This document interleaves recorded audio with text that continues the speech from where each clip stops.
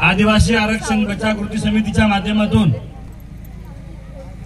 आज हा जो प्रचंड मोर्चा आपण या ठिकाणी जिल्हाधिकारी कार्यालयात आणलेला आहे। आताच आम्ही कलेक्टर महोदयांची भेट घेतली।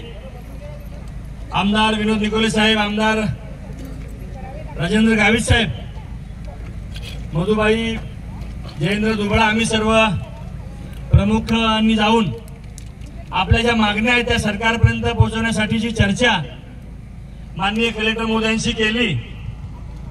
आणि हा जो मोर्चा आपण काढला याच्यातल्या आपल्या ज्या मागण्या आहेत त्यामध्ये धनगर आणि बंजारा समाजाचा समावेश करू नये त्या संदर्भातली भूमिकेला आपला जो विरोध आहे हा विरोध सरकारपर्यंत अतिशय गांभीर्यपूर्वक पोहोचवा असं कलेक्टर महोदयांना सांगितलं।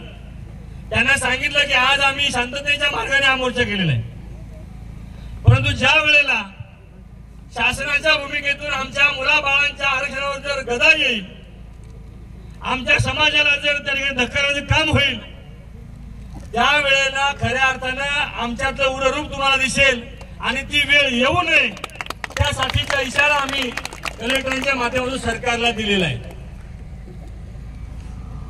सुप्रीम कोर्टाने 2024 ला आणि त्याआधी 1984 ला धनगरांचं आरक्षण नाकारलेलं आहे। सूर्यप्रकाशावर स्वच्छ ही कृती आहे की कायद्याने घटनेने कुठल्याही प्रकारे धनगर समाजाचा समावेश हा आदिवासी होऊ शकत नाही आदिवासी समाजामध्ये, हे आपण सांगत नाही, सुप्रीम कोर्टाने निकाल दिलेला आहे।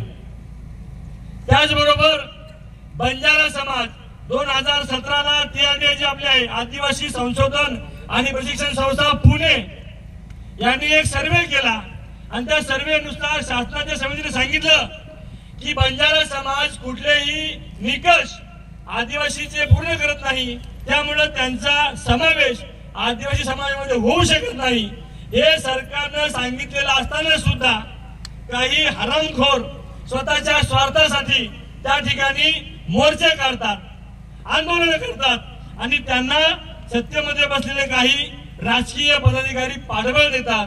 हा तुमच्या आमच्या आरक्षणावर डाका टाकण्याचा, धोरणा घालण्याचा प्रयत्न आहे आणि त्याचाच भाग म्हणून या ठिकाणी आपण हा प्रचंड मोर्चा केलेला आहे।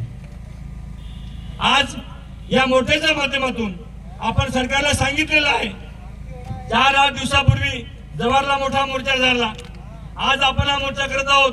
याच्या आधी नांदेड 10 तारखेला त्र्यंबकेश्वर, त्याच्या अगोदर पुसदला, वाशिमला, हिंगोलीला, हदगावला, अशा अनेक या राज्याच्या कानाकोपऱ्यामध्ये, तेलंगणामध्ये, कर्नाटकमध्ये, झारखंडमध्ये आपल्या समाजामध्ये कुठल्या प्रकारची घुसखोरी होऊ नये म्हणून मोर्चे निघालेले आहेत।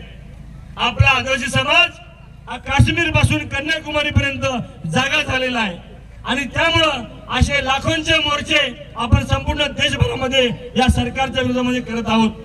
सरकारला जागा आणण्यासाठी, सरकारला जागा करण्यासाठी, आपल्या समाजाच्या हक्कांचं रक्षण करण्यासाठी सर्व समाज पेटून उठलेला आहे। मी आपल्या सगळ्यांना धन्यवाद देतो की आपण सुद्धा आपलं काम धाम सगळं सोडून आपल्या पोराबाळांच्या हितासाठी, आपल्या हक्कांच्या रक्षणासाठी आपण या ठिकाणी एकत्र आलात। मी सर्वांचा आभार व्यक्त करतो आणि आपल्या माध्यमातून सरकारला आम्ही सांगून आलोय की जर काही आगळीक आमच्या समाजावर घाला घालण्याची केली तर पुढची आंदोलनं या अतिशय उग्र होतील। त्यावेळेला या जिल्ह्यातल्या रस्ते, इथले हायवे, इथली रेल्वे हे सगळं बंद करण्याचा इशारा मी आपल्या वतीने सरकारला दिलेला आहे। आपण देणार ना? त्यामुळं निश्चितपणानं आज जी चर्चा झालेली आहे, मी सर्व माझ्या आलेल्या सर्व माता भगिनींचे, भावा बहिणींचे सर्वांचं स्वागत करून त्यांना धन्यवाद देतो आणि थांबतो। जय जोहार।